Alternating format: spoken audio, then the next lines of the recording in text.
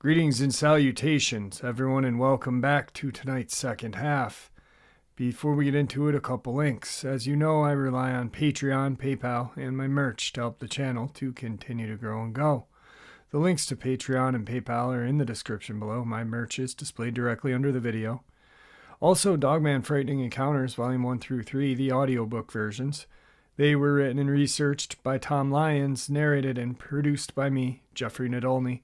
Those audiobooks are available on Audible, Amazon, and iTunes, the links to which are also in the description as well. And finally, last but definitely not least, if you'd really like to help support this channel to continue to grow and go, simply subscribe. It's absolutely free. Click the like button and please leave a comment. It really does help, and guys, it definitely matters. Now, everyone, I have taken far too much of your time. Let's get on with tonight's second half, shall we? So, I just came back from the hospital about 45 minutes ago, and I had this interview pre-recorded, and I wanted to share it again with you guys because it really only got about 3,000 views. For those of you who saw the community post, I was in a car accident today, and I was at a complete stop. The garbage man was going down the road, and I was on the main road. He pulls over or whatever to get garbage. He's got the blinking lights on, and of course people stop. Instead of going around him, big enough road too, people stopped. I don't know if the gene pool where I live is shallow or what, but I couldn't go around the 4 cars or the 3 cars and then the garbage truck. So, of course, I had to stop. I'm at a dead stop for 15 seconds. I look in my rear view and I see this gray truck just come barreling out of nowhere and slam into the back of my Subaru Forester. I love my Forester. The 2012, 170,000 miles on it. It's treated me so well. And this moron completely destroyed my baby. Luckily, my daughter wasn't in the car. So they thought possibly because of the range of motion with my neck and stuff, they wanted to be extra careful, so they did a C scan or whatever the hell it's called. And thank God it's just severe whiplash. I've got a excruciating headache, and I'm just going to relax all day tomorrow and hopefully feel better. I gotta, of course, call the insurance company and get all that crap organized. But man, I swear, if anyone lives in a location where the gene pool is very shallow and a gerbil is smarter than the majority of the population, move, because that's what I'm absolutely going to do very soon. I am just getting out of upstate New York. I'll probably go to Vermont soon, actually, to be honest with you. But yeah, so that's where I'm at. I'm home, and I'm glad to be home. Thank God. All right, let's get into it. All right, today, everyone, I have a subscriber who is all the way up north in Beaver Lodge, Alberta. Her name is Marlene. Marlene, how are you today? I'm doing really good. I appreciate doing really good. I'm sorry. I appreciate you taking some of your time out of your day to share your experiences with us. So right now, you know how I do it. I'm going to turn the floor over to you so you can share your experiences with us and possibly help someone else. Okay. Awesome. Well, I've had a variety of kind of different encounters, so I'll go by chronological, kind of by my age. So the first one, this would have happened back between when I was about 10 years old, or 8 years old. So it would have been in between 1983 to maybe 1980 or 1984, in that area. Anyways, my dad is one of those hell and brimstone fire pastors or preachers, and that's how I've always been raised. So at that time, I'd never even heard of Bigfoot or anything. You know, they kept me kind of sequestered, monitored what I listened to or what I knew about and stuff. But we were at a Christian Bible camp, and it was an hour and a half southwest of Prince George. And in that area, there's nothing but logging, right? And there's little lakes all over and stuff like that. So it was one of these lakes where you went down a logging road, and then you went down another logging road, and then you turned and you went quite a ways winding into this Bible camp. Now, there were cabins and major places like for eating and stuff like that. Now, it was getting towards the end of the camp. It was a 10-day camp, and we'd been there for a while, but now this family showed up. There was 2 women, and there was a boy and a girl, and they were native. I mean, no big thing, but they had come, and they were supposed to be staying to have supper and for the evening service. So this was about 4 o'clock, just before supper would be coming. Anyways, when they had come in, why I met them is because they had rung the bell and announced for everybody to go into the main eating hall. And, started asking why, and I ended up talking to the young kids, and they had said that they thought it was a grizzly, but they weren't too sure. But coming into the Bible camp, that they had thought it was a grizzly, and they had told, the leaders of the camp that possibly a grizzly.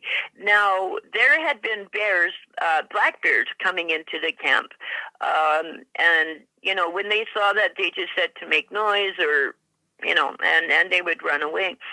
So when they were saying this, the 2 kids and I, the girl was a little bit older than me, and he was maybe a year or 2 younger. But we got this idea of, hey, let's go back to that road and go see this bear or whatever it is. So we went walking out that winding road. We got to the logging road, and they said, well, it was going this way, and she said it was moving so fast, and she said it was too tall to be a bear. Now, those logging roads, because it was really swampy in that area, the roads were built really kind of higher up. So, I mean, going into the ditch, I mean, it would be, quite a drop. And I mean, probably maybe even like about 5 feet from where you would stand on the side to where the top of the road is. It was, it would have been over my head as a kid. So anyways, we get out to that main road, and so we start walking down that road, not from where they came, but on the other side of the Bible camp, heading further, deeper into the woods there. And so we're walking, and we're hearing whistling. And so we start whistling back, and we could hear something. Once again, we could hear something walking with us, and when we would stop, it would stop, right? And so we would walk, but we kept hearing that whistling. We would whistle back, and we would hear something in the trees moving, on the side of the road, on the left side. It would have been on their left side. And now, from my medical condition, like I'm legally blind, but even back then, at that age, my eyesight was really, really bad. They just, people weren't really aware of how bad it was. I wasn't either, but all of a sudden we started hearing like this noising and this crashing and stuff like that. And I remember looking over, and I was trying to focus in. And because of my eyesight, it takes longer trying to focusing in. But I remember it was almost, I was focusing in on like one of those teepee structures. But I remember seeing the trees moving, and the trees that were moving were too high up, like they were higher up on the road. But there was no wind, no other trees, and stuff was breaking. And I turned to them, because I saw brown, and I turned to them to say, like, what is that? Like, what is that? And I just see dust. They're gone. I mean, they're booking her back to camp. Now, so I know from my instinct at that time, I had a feeling that there was a monster in the woods. Anyway, so I'm trying to run. They're gone. I get back, and I mean, it was quite a distance because I had started getting the stomach cramp, the stitches you get from when you're running too fast. Yeah. So now I'm getting close to the camp, and I'm doubled over in pain. Now this is kind of when I get into camp, this guy he was a loner in the camp. Comes up to me and he says, "Hey, are you Marlene?" And I'm crying and snotty nose and almost hysterical, and I'm like, "Yep." And he's like, "Everybody's looking for you. You're in so much trouble. Like you're in big trouble because you disappeared with that thing out there." And I'm like, "Oh, that's the last thing I wanted to hear." And he's like, "Well, you know what? You can come hide in my cabin. Come hide out in my cabin." So I went into the cabin with him, and as soon as I went in there, I had worse of the feeling than I did with that Bigfoot. I went and I sat down on one of the bunk beds across from him, and trying to calm down. And he says, "Well, come over here to me." And I went over there to him, and he grabbed my hands and he started trying to compliment. "Oh, you're so pretty," and this and that. And I'm going, "Whoa!" Like, I had a really bad feeling. And he leaned over and he gave me a kiss. And I mean, I'm like maybe 8-10 years old. I know this is wrong. I just know it was wrong.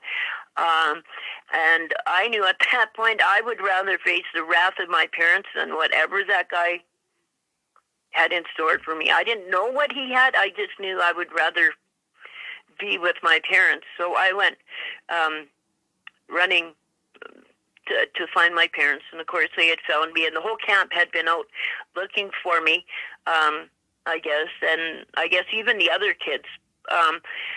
Now, my parents, they took me in, and my dad, I mean, he whipped me within, almost like an inch of my life. When I tried to tell them what we had seen and encountered, they accused me of lying and, of making stories up. And then I tried to tell what this guy had done. And then it was even worse because they accused me about lying about him. And, I mean, I got just whipped and, very, very hurt. And that was my lesson of learning that, there may be monsters out in the woods, but there's also monsters in humans. And, the human monsters are worse, can be a lot worse than what we can do. And, but I mean, it took me years, to realize that it was a Bigfoot. Well, it took me even a couple of years to find out that there was a Bigfoot. that existed. And then it wasn't even maybe till about, I don't know, 5-6 years ago, because I kept asking people, like, have you ever heard a bear whistle? Because my parents had well, I told them, find those kids, because they'll tell you they saw what I saw. I'm not making this up. They had left, I guess. I guess they probably, I think what had happened is jumped in their vehicle, and just when they found the kids on the road, just piled them in the car and they left, because they weren't in the service that evening, and I never saw them back out in camp. And that guy that took me into his camp, nothing was ever even said to him. And like I said, I had told my parents what he had done, and you think, you know, they would want to do something, you know, to know that that's in the midst of their family Bible camp. And, you know, nothing was said. I was the one that was punished. And, but finally listening to experiences, because I just had a feeling that I had an encounter, but I couldn't pinpoint where. And then finally putting it together with the whistling, where it would follow you, right, and then stop and stuff, that I put it together that it was a Bigfoot. And now realizing, like, me standing up on the road and how high everything was going, that was a very big one. He would have had to have been very tall, you know. Yeah. Yeah, very tall for how high up he was moving and breaking the tree branches and stuff. So, that was my encounter. But like I said, I just put it together. But I mean, I've had people thinking I was crazy for my whole life. You know, asking like, well, can't you get your bear to whistle? Have you ever heard a bear whistle? And, you know, people thinking I was crazy because I thought bears whistle. Right. I mean, you were a kid. What are you supposed to think? Well, yeah. And, you know, but, I mean, it was very hurtful that, you know, to get told that, you know, and beat that you're lying. Yep. And stuff. And, you know, I mean, you know, I'm still with, you know, talking with my family and their parents and stuff today, but it was just very hurtful that they were like that, and you know, I just see, you know, their small-mindedness, you know. Yeah. You know, that went on. So yeah, that was my first thing. Now. Going on, now this is in relation to the gentleman, I think it was in Alabama, that had been, they were saying was attacked by a pack of wild dogs. Yep. And looking at the pictures from like you and Dark Waters and stuff, it couldn't have been, and I kind of know that because when I was in my 20s, I had gotten hired to look after 44 sled dogs and 13 polo ponies. So my boss, he still races in the Iditarod. Okay. And stuff up in Alaska. So these were sled dogs, and a lot of them had wolf, and I believe that even some of them were pure wolf, or you know, and you know, Malamutes and stuff. But now my boss had always told me I needed to be more aggressive with these dogs because you know, I was always lovey, you know, they're dogs, and he's going, no, you can't. If they show any aggression to each other, you need to like get the whip and hurt them, hey. And his reasoning being, he's like, if I'm out on a run, and these dogs are all, you know, 12 dogs are all harnessed to each other, or even the 7 of them are harnessed to each other, and they start fighting, and they're all tied to each other. He's like, it's going to be a bloody mess, and he's like, there won't be a one that lives, eh? So he told me, he said, you need to, when they start growling and being aggressive with each other. So I was doing that with the male dogs, because the male dogs were the ones that were always growling at each other and stuff like that. Now, it was really, like, we had the alpha males, the alpha females, and I mean, that order had to be respected. I had to feed them in that order, because if it got mixed up, there would be a fight. I mean, these dogs, they were dogs, but the intelligence that they even had. Now, the one dog, I know he was part wolf, but he was pure black, and his name was Reindeer, but he was pure black, and he had one blue eye and one brown eye. It was one of those iced crystal eyes, and he was, as soon as you came into the dog yard, okay, so each dog had a dog house, and he had a pole in the middle that had the chain with the swivel, so they could run around in their little area. But this one dog, Reindeer, who, I mean, he was the alpha of 44 dogs, and every time I came into that yard, the other dogs would bark. He would never make a sound. He would just watch me. And I mean, when I was feeding the other dogs, I mean, he would just watch me, and I could see that he would, that he would be planning or processing what I was doing, watching my patterns and stuff. Now, the other dog, she was just across from him, and that her name was Tata, and she was the alpha female, and she's the one in this story. But a guy came down from Alaska there, and had brought in some new dogs, and had come down. He was working with me about, some different training exercises and stuff. And one of the things he pointed out to me and stuff, he said, you need to be paying more attention to the females. And I was like, well, why? And he was saying, because he said, when they fight, they go to the death. They will not stop till whatever they're after is dead. Now, they had never even growled at each other. So, he's like, no, you need to, he's like, you're doing okay, like staying on top, he said, but you need to pay more attention to the signals of the females, he said, because he guaranteed, he said, somewhere you're going to see that one fight, and he's like, pay attention.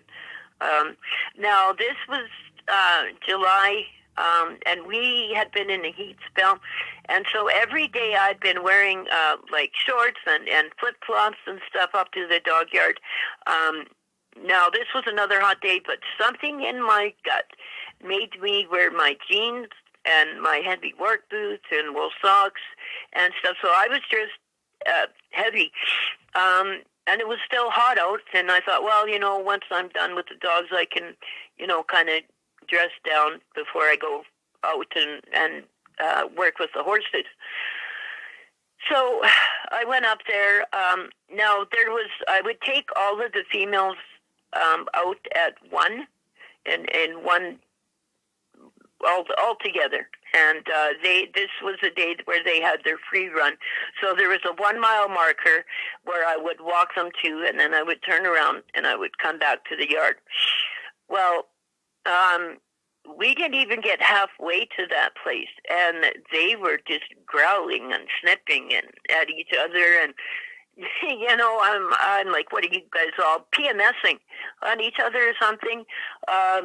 And, something once again told me, just go home. Just take them back to the yard.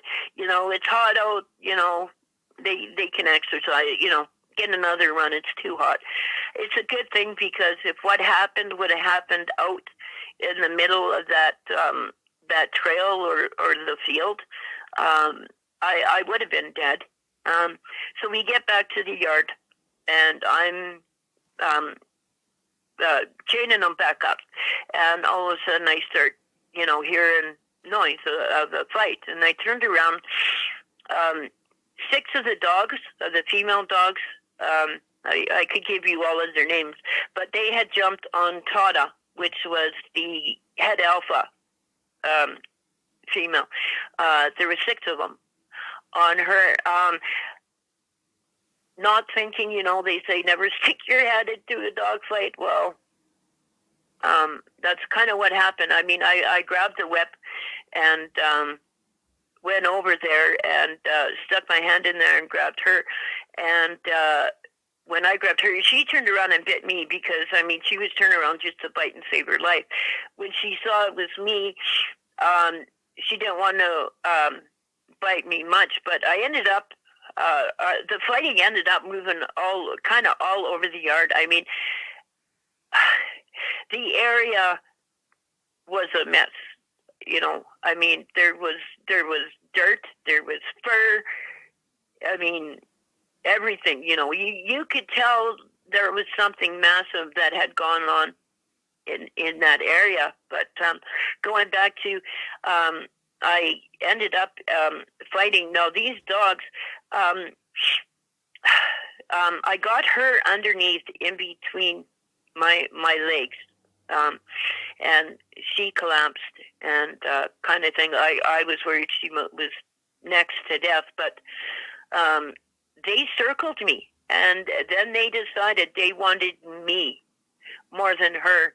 And I mean, I had the whip that I was trying to use to keep them back, but the intelligence on those dogs, that they would circle and then they would change their circling around, and watching for, okay, like 2 would, kind of start getting too close to me on this area where, I would weapon pay attention. And next thing I know, I'm getting nipped by one on my,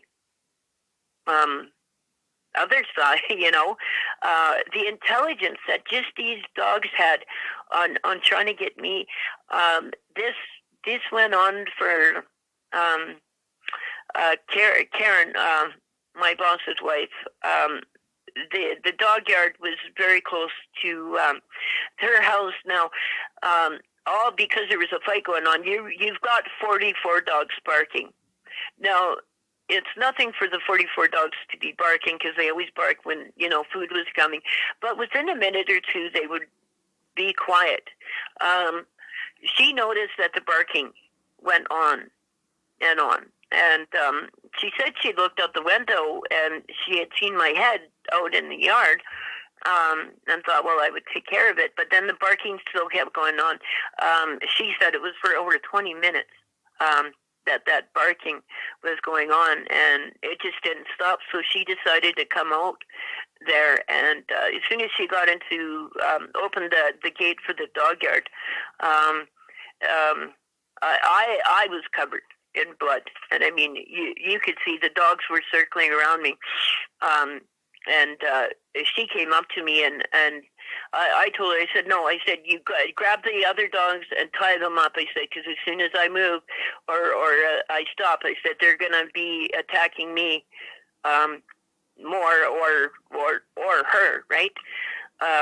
So she went, she got most of them tied up, chained up. And so then I looked down, and she was just laying there and panting, and beautiful, beautiful dog. And I picked her up and I took her into the dog shack there, and doing first aid. And like I said, I noticed I was just covered in blood.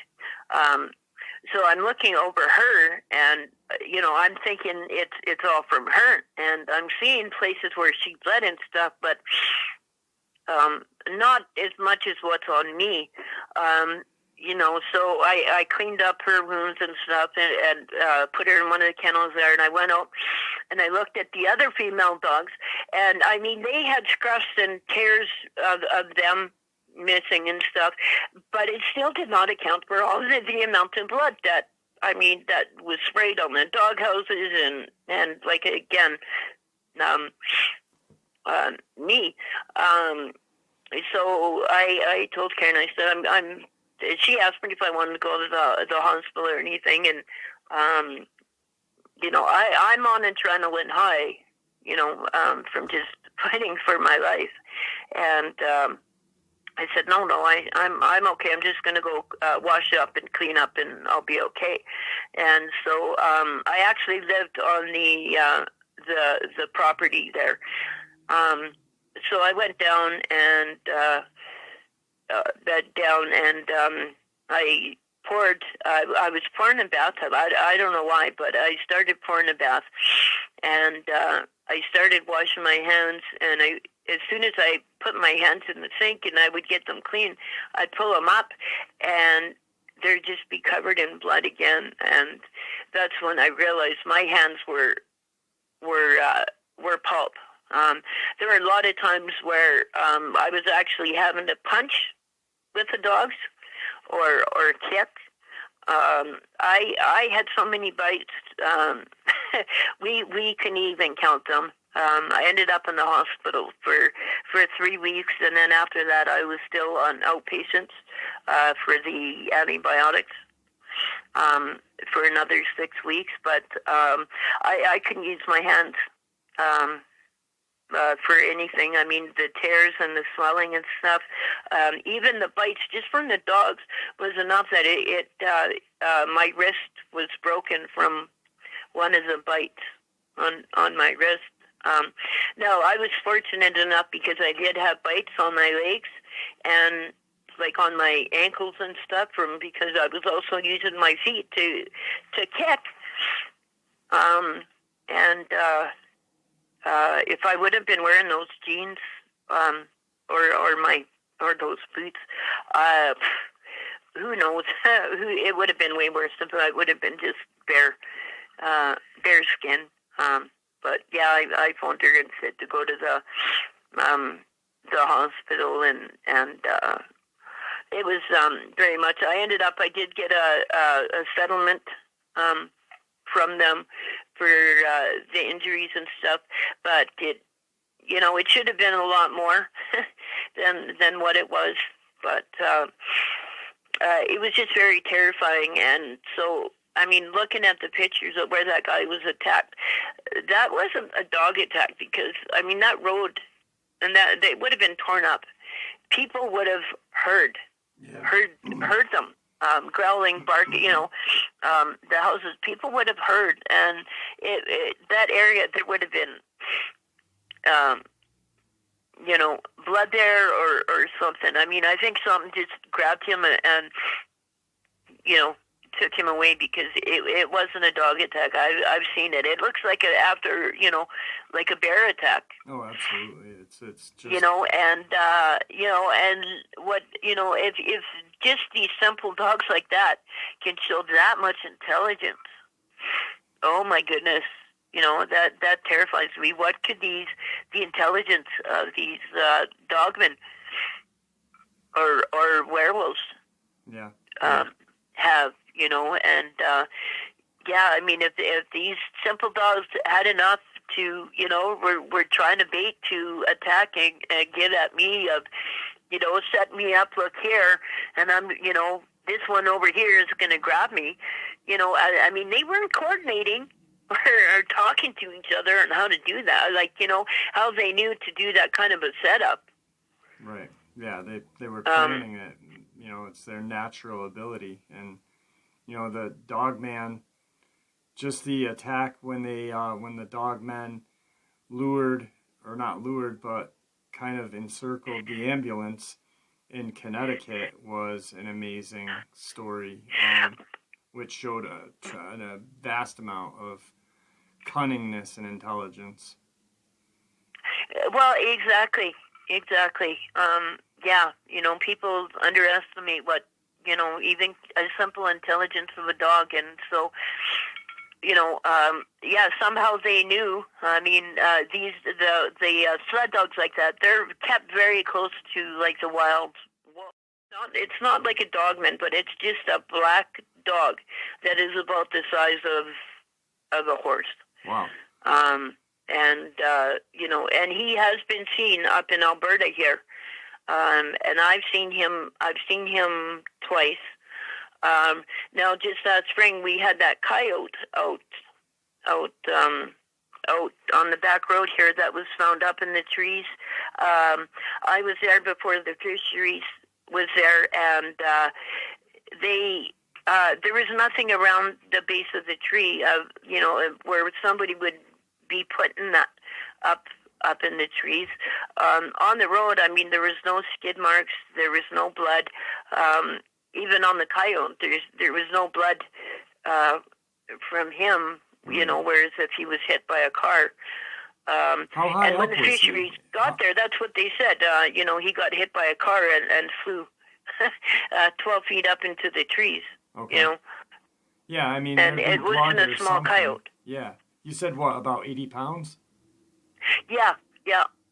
That's what that's what the fisheries had said, and it even made the newspaper out here too, because of what it was, or if somebody had hit it, it would have done a lot of damage to their their vehicle.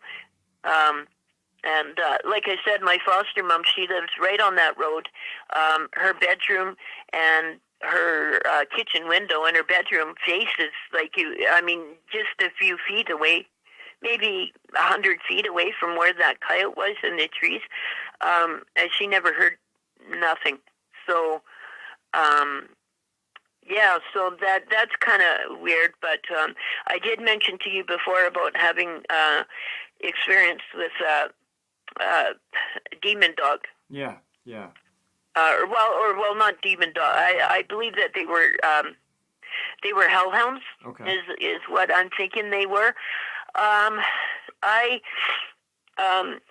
When I was recovering from some substance and stuff like that, I ended up moving into a house where it was quite a large house. There was 6 bedrooms. Now, and I mean, one of the bedrooms there, it was so large. You could have easily fit 4 beds in there. Now, all of us that were kind of living at the time there, we were recovering off of stuff. There were some that had health issues too. I wasn't myself, but there was quite a few of them that were on methadone at the time.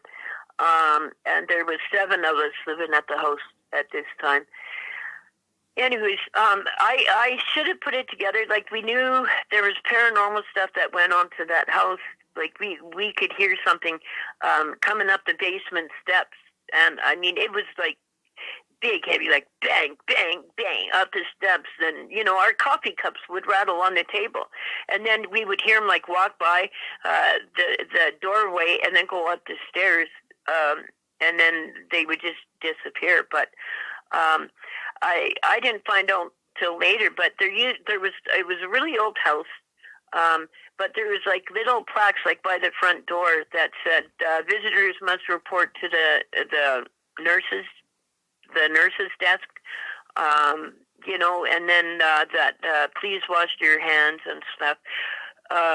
Well, after the paranormal activity and stuff, I looked into it, and my mom grew up from out here, and when I was looking it up, and she said, no, that was an old house where it wasn't a hospital.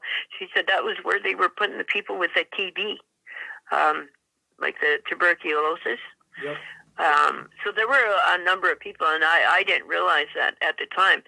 Now, out of the 7 of us that lived there, there's only 2 of us that are left. The other 5 died. And they actually died in the house. Wow. In the house there. The one, I know it was a heart attack. The second one was a stroke. But the other 3, there was no cause of why they died. And the one guy, Malcolm, he had been talking about having the shadow people, seeing shadow people and stuff that were bothering him, that he couldn't sleep and stuff. He would prefer to go sleep out in the camper, even in the wintertime, because they were bothering him so much. But after the last one had died, I started seeing the black, I don't know, like werewolf, like a hellhound. They could go through walls, or there was no getting away from them. They didn't talk to you, but they would put thoughts in your head, and it. I would have so many of the nightmares. I wasn't living in the house at that time. I'd moved out. But even just right before Chris had died, I started dreaming of these hellhounds, and I talked to him, and he said he had been dreaming of these hellhounds and stuff, and he was thinking, it's time to sell the house and just get away from all of that bad energy in there. But I was having these nightmares of these being in that house, and like where you see them in those movies where you're just running through the door, and there's another door, like you can't get away, and those things would put thoughts in your mind, and the thing is even having the waking dreams of seeing these things like peeking around corners at you and stuff. And that's why when I hear things, these people talking, and they're saying when they're saying red eyes, Mm-hmm.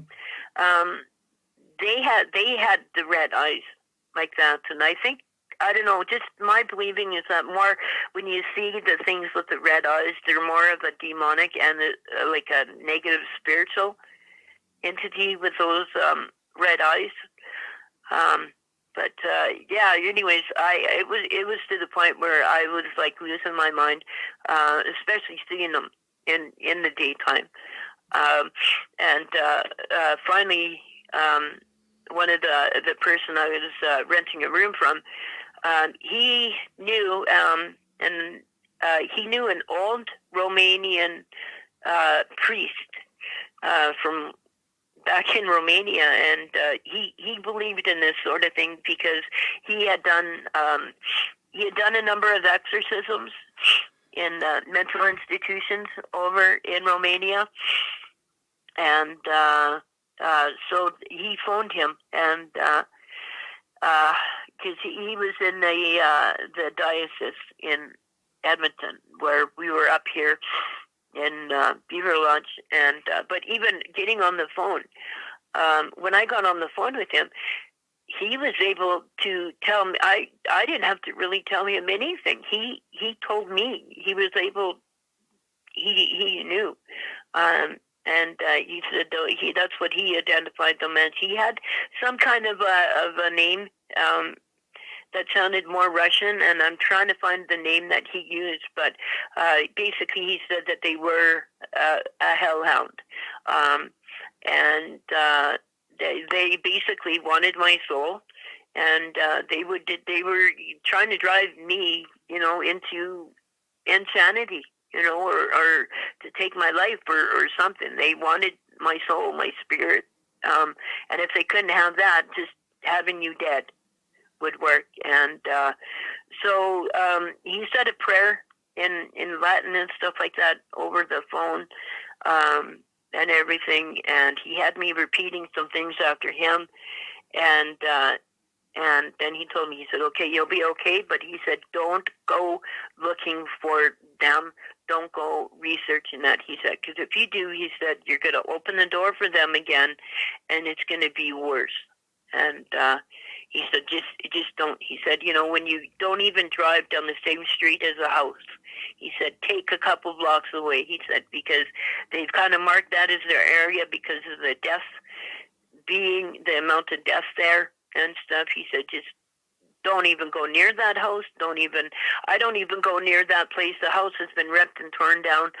And I don't even go near that street, even to that day. That was over 10 years ago, but I still don't. But it's very sad to know, losing, all of my friends. big, large dog prior to you talking about the hellhounds at the sanitarium house there. The big, large dog in Edmonton. What is that? Has numerous people seen that thing, or? Yeah, numerous people have. Okay. Yeah, in Alberta. If you go on Alberta. YouTube and you just say if you type in dire wolf Yeah.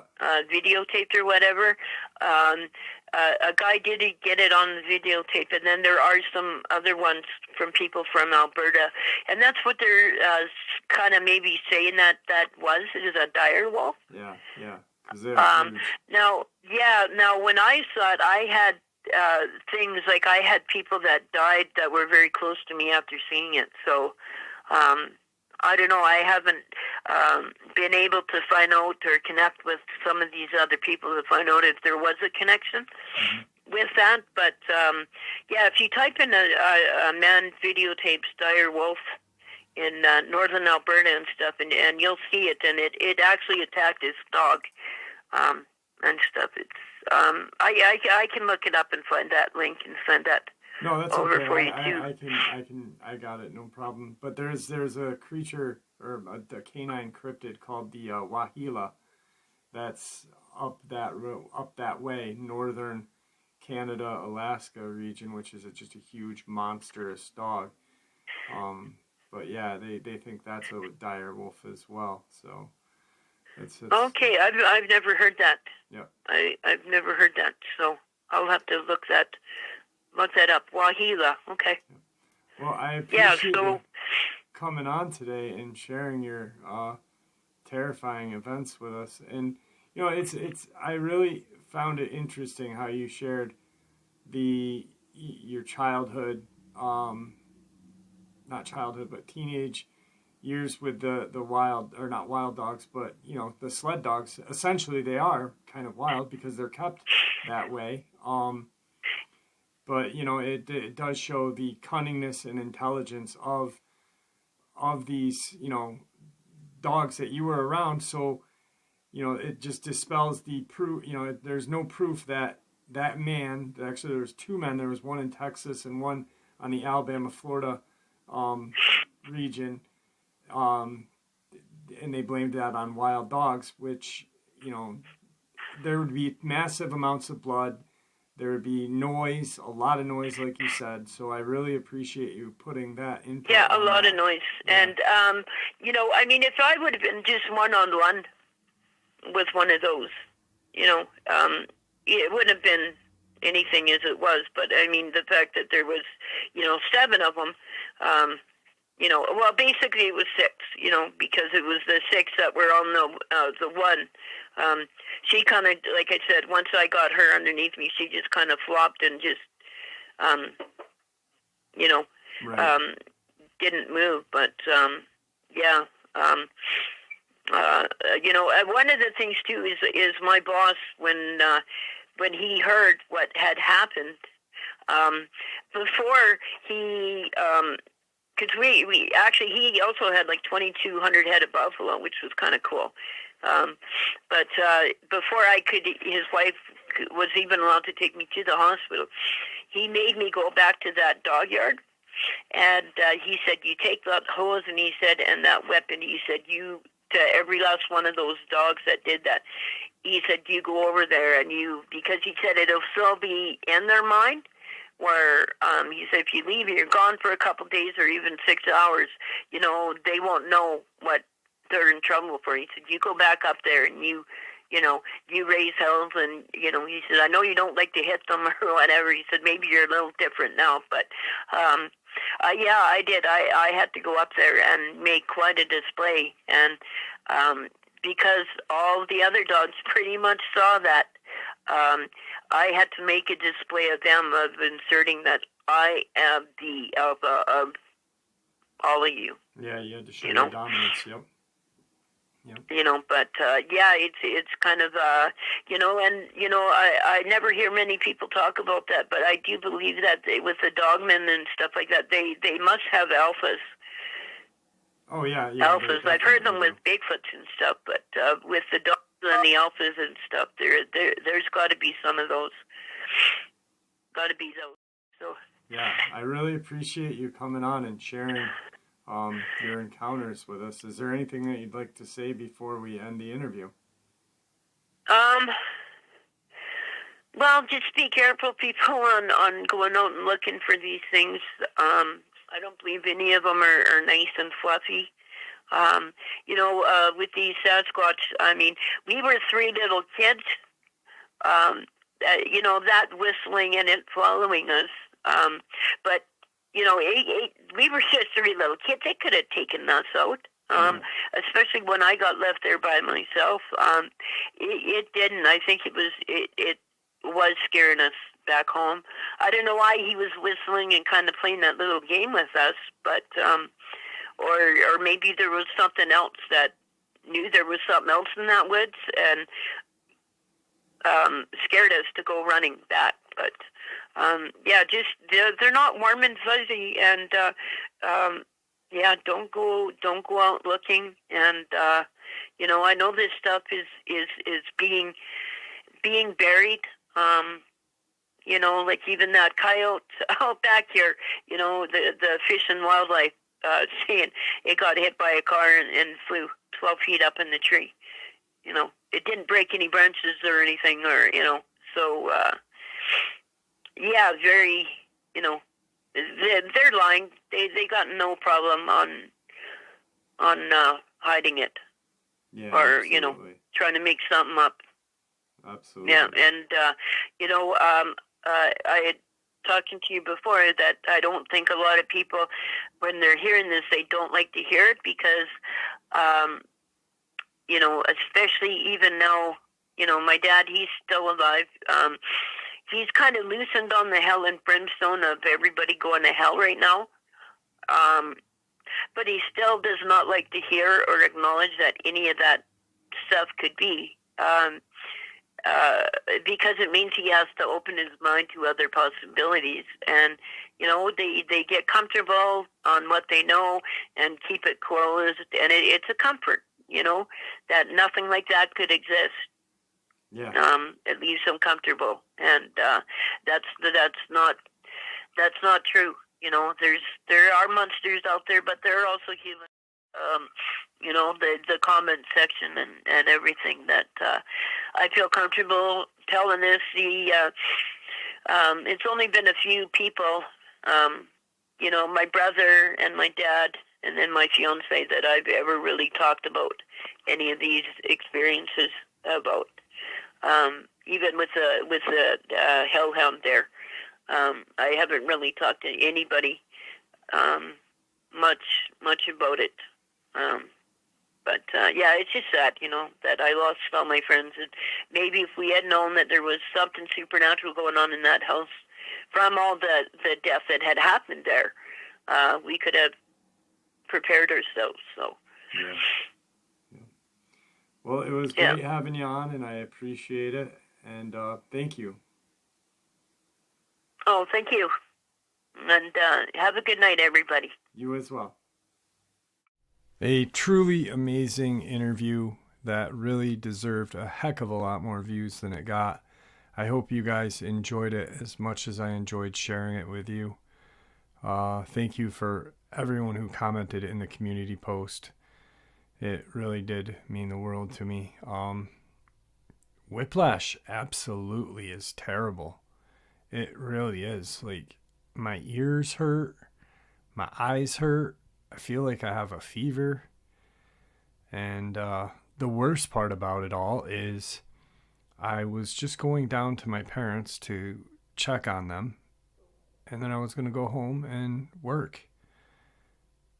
I hadn't even had lunch, breakfast, dinner, nothing. I had just pretty much been up for a couple of hours and that happened. So go figure. Anyway, thanks for all the support, and may the Great Spirit watch over us all. May He guide us down that path that we call life. Stay safe, everyone.